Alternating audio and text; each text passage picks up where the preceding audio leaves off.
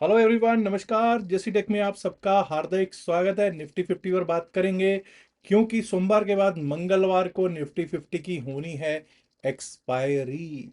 और मैंने फ्राइडे को भी एक वीडियो दिया था जिसमें मैंने बिल्कुल क्लियर टर्म्स में बताया था कि इस फाइनेंशियल ईयर में, यानी कि 2026-27 फाइनेंशियल ईयर जो है, जो कि अप्रैल मई जून 3 महीने जा चुके हैं, चौथा महीना जुलाई चल रहा है। पिछले 3 महीनों में हम लोग 24,000 के ऊपर एक बार भी क्लोजिंग नहीं कर पाए हैं on the basis of expiry. तो क्या इस बार भी एक्सपायरी 24,000 के नीचे ही होने वाली है? क्या ये मान लिया जाए कि जिस तरह से हर बार हम 24,000 के पार जाते हैं लेकिन उसके बाद फिर नीचे की ओर आ जाते हैं, और 24,000 के, ऐसा नहीं है कि 24,000 के आसपास, 24,000 के आसपास ही क्लोजिंग होती हुई दिखी है 3 में से 2 महीनों में तो। लेकिन अब आगे क्या सिचुएशन हो सकती है, ऑप्शन चेन क्या कह रही है, क्या कोई नतीजे तो नहीं है आने वाले सोमवार मंगलवार या फिर इस वीकेंड पर ही? मुझे लगता है इस वीकेंड पर तो कोई खास ऐसा नतीजा नहीं है। सैटरडे संडे को, मंडे वाले नतीजे देख लेंगे और देखेंगे कि ऑप्शन चेन क्या कहती है, डेटा क्या कहता है। ऐसा करते हैं, पहले चश्मा लगा लेते हैं, जरूरी है। अच्छा हाँ, साथ में एक और चीज भी बात करनी है कि यूएस और ईरान का क्या चल रहा है। ईरान और यूएस से ऐसी खबरें आ रही थी कि US was planning bigger attack, की बहुत मैसिव अटैक करने का प्लान कर रहा था। लेकिन अभी लास्ट इवनिंग क्या हुआ है कि कुछ पत्रकारों ने पूछा, जर्नलिस्ट्स ने ट्रम्प से पूछा, प्रेसिडेंट ट्रम्प से, कि भाई क्या कुछ ऐसा प्लान है, some massive attacks, are you planning some? तो उसने एक ही जवाब दिया कि he now thinks that Iran is getting serious about talks. Iran अब सीरियसली बात कर रहा है, ईरान सीरियस हो गया है बातचीत के लिए, और शायद कुछ उसको ऐसे कदम ना उठाने पड़े। तो अगर ऐसा होता है तो भाई ये पॉजिटिव, थोड़ा सा पॉजिटिव जरूर हो सकता है हमारी मार्केट के लिए। लेकिन चलते हैं, जरा देखते हैं कि क्या सिचुएशन है, और सीधा चार्ट्स पर अब चलेंगे।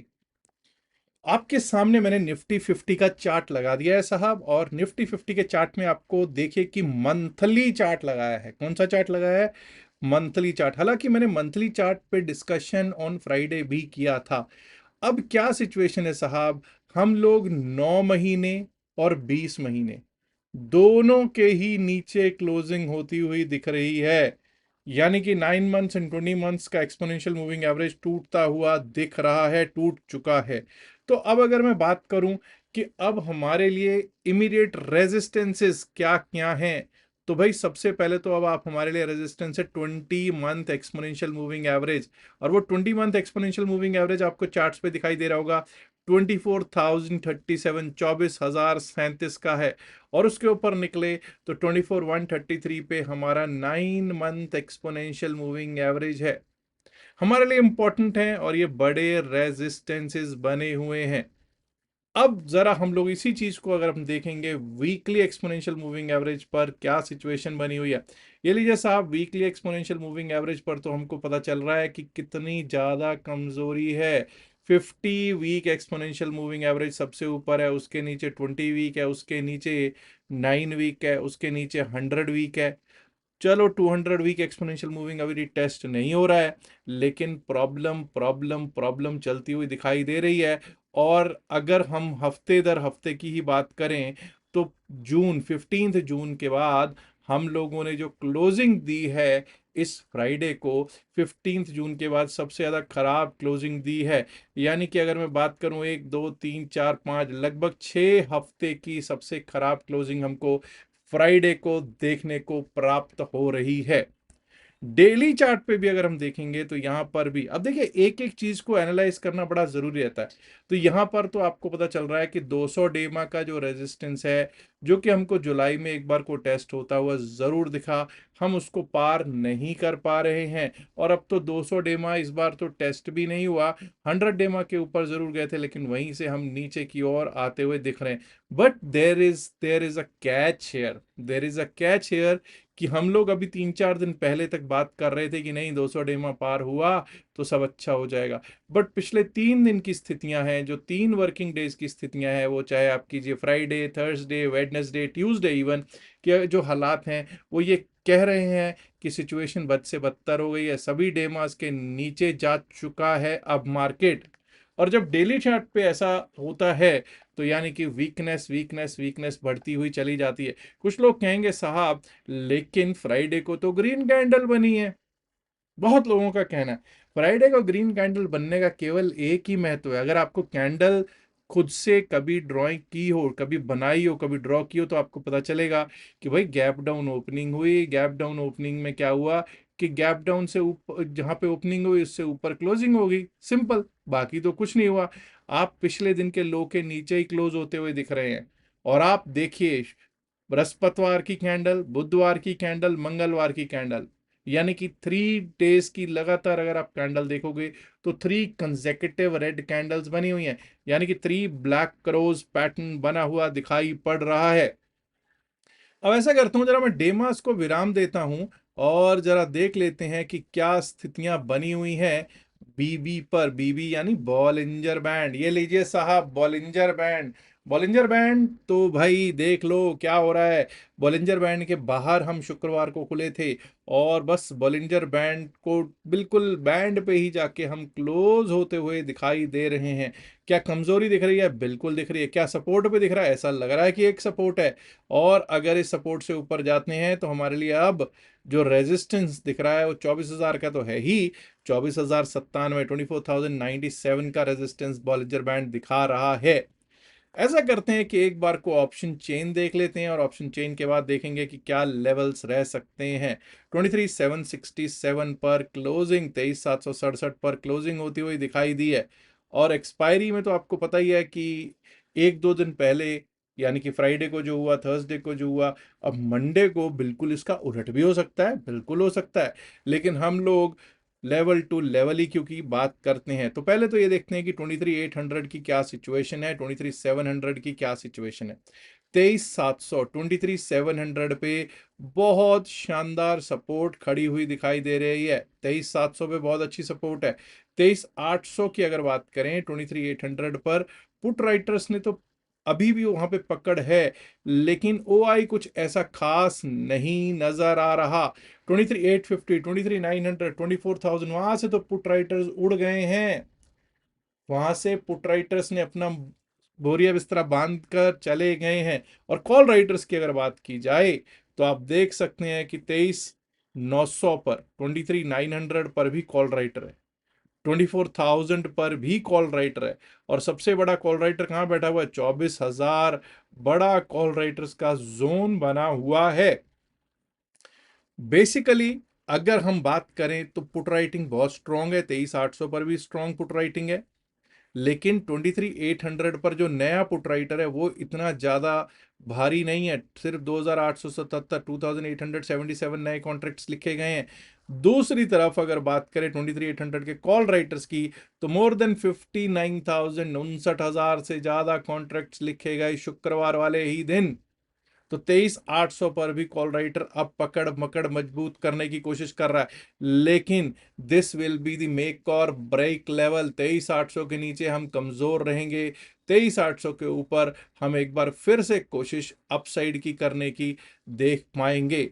चलिए ऐसा करते हैं, अब जरा चार्ट पर चलते हैं और देखने की कोशिश करते हैं कि चार्ट पर हम किस तरह से लेवल्स इसके ड्रॉ करते हैं और किस तरह से ये चल सकता है सोमवार वाले दिन। 23,767, 23,767 पर क्लोजिंग। 23,767 की अगर क्लोजिंग है, ठीक है जी, बहुत अच्छी बात है। अब जरा हम 15 मिनट्स के चार्ट पे चलेंगे, 15 मिनट के चार्ट पे चलेंगे और लेवल्स निकालने की कोशिश करते हैं। जैसा मैंने कहा 23,800, 23,800 बहुत इंपॉर्टेंट लेवल रहेगा। लेकिन हमें यह भी याद रखना है कि उससे सिर्फ 23 पॉइंट ऊपर ही, 23,823 पर ही हमारा फ्राइडे का हाई है। पिछले दिन के, पिछले रोज के हाई को क्या इज्जत देनी बनती है? बिल्कुल बनती है साहब। We have to give full respect to 23,823 which is the high of Friday. 23,823 के ऊपर अगर निकलते हैं, 23,823 के ऊपर अगर निकले तो वहां से हमारे को क्या जोन देखने को मिल सकता है? 23,823 के ऊपर अगर हम निकलते हैं तो एक बार को 23,863, 23,863 का लेवल दिखाई पड़ सकता है। 23,863 के ऊपर, 23,863 के ऊपर अगर हम निकलते हैं तो हम लोग 23,900, 903, 23,900, 903 के जोन्स को टेस्ट कर सकते हैं। And I am saying if banking, if Reliance Industries Limited जैसा बड़ा stock, if it is supporting Nifty, in what ways, अगर वो सब ग्रीन में रहते हैं तो भाई उसके बाद हमारे लिए रास्ता खुला होगा कहां तक का, उसके बाद हमारे लिए रास्ता खुला हुआ यहां तक का, दैट इज 23,950, 954, 23,954, और 23,954 पार हुआ तो दोस्तों फिर ये समझ जाइएगा कि एक बार को हम 23,990, 23,996 से 24,000, 23,996 टू 24,000 तक के जोन को, यानी कि कॉल राइटर्स के जोन को टेस्ट करता हुआ देखेंगे। पहले भी आपको पता है कि ये 23,800 से ही मुड़ जाते थे, इस बार तो हम बहुत ज्यादा दिक्कत भरे सबब दिखाई दे रहा है। एनीवेज, अब हम डाउन साइड के बारे में कब सोचेंगे? अगर हमारा एक बार को ये जोन टूट गया, what is that zone, this 23,690, 23,690, 23,690 अगर टूटता है तो यहां से दिक्कत दिक्कत त्राहिमाम त्राहिमाम वाले हालात जाएंगे हो।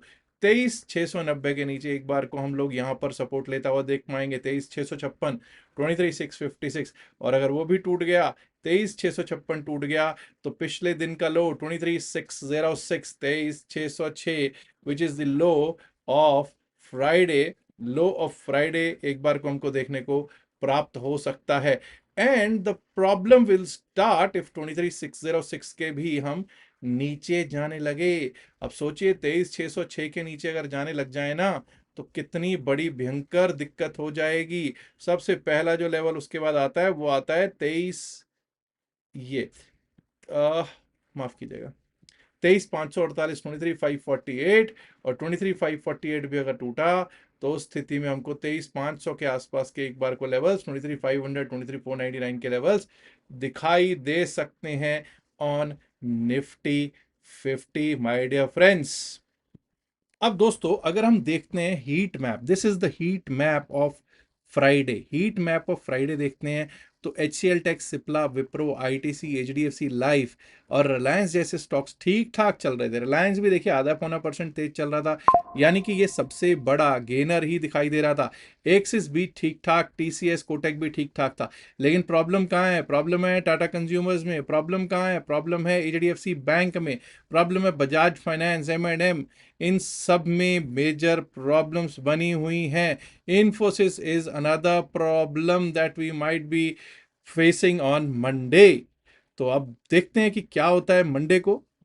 अच्छा, मुझे उम्मीद है कि कोई होल्ड करके नहीं गया होगा। वैसे मैंने हर बार कहता हूँ कभी भी होल्ड करके नहीं जाते, लेकिन जो होल्ड करके गए भाई उनका तो अब ऊपर वाला ही भला कर सकता है। अगर कर सकता है तो दो तीन चीजें, एक तो अगर आपने अभी तक क्रिप्टो करेंसी का अपना अकाउंट नहीं खुलवाया, फ्री क्रिप्टो करेंसी अकाउंट में be open through our link given in description pin message, pin message में डिस्क्रिप्शन में लिंक दे रखा है, वहां से खुल सकता है, या फिर जो क्यूआर कोड आपको स्क्रीन में दिखाई दे रहा है इससे भी आप खोल सकते हैं। याद रखिएगा कि टेलीग्राम चैनल भी है हमारा है, लेकिन टेलीग्राम चैनल भी आप हमारे लिंक से ही खोल सकते हैं जो डिस्क्रिप्शन और pin message of the video में दे रखा है। इल्तिजा है, गुजारिश है, रिक्वेस्ट है कि इस वीडियो को लाइक जरूर करें, और यहाँ डिस्क्लेमर देना जरूरी है कि हम लोग सेबी रजिस्टर्ड नहीं है, जो भी बातचीत इस वीडियो में की गई है सिर्फ और सिर्फ एकेडमिक पर्पज से की गई, इसका बायसर की सलाह से कोई लेना देना नहीं है। लाइक कीजिएगा, शेयर कीजिएगा इस वीडियो को अपने दोस्तों के साथ, जैसे संख्या में। माय डियर फ्रेंड्स, अगर आपने अभी तक जसीरेक चैनल को सब्सक्राइब नहीं किया, देर किस बात, सब्सक्राइब करना तो बनता है ना दोस्तों। शुक्रिया, नमस्कार, धन्यवाद, good luck from Monday, bye.